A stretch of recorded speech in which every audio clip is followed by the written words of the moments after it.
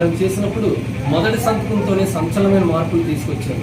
ఈ భారతదేశానికి నిజంగా వెల్ఫేర్ సంక్షేమం అంటే ఏటో రుచి చూపించింది ఎవరైనా ఉన్నారంటే అది కేవలం రాజశేఖర రెడ్డి గారు మాత్రమే. పేదలలో కలిసిపోయిన నాయకుడికి మాత్రమే పేద ప్రజల అవసరాలు తెలుస్తాయి.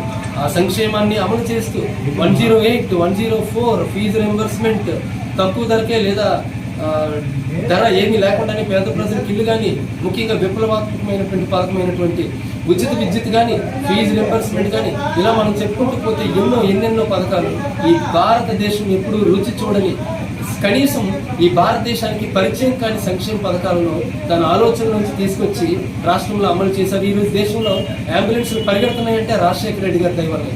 కాబట్టి రాజశేఖర రెడ్డి గారు చేసిన సేవలు కేవలం 5 సంవత్సరాల 3 నెలలు ముఖ్యమంత్రిగా చేసినప్పటికీ ఆయన చేసిన సేవలను మనం ఇప్పటికీ మర్చిపోలేము.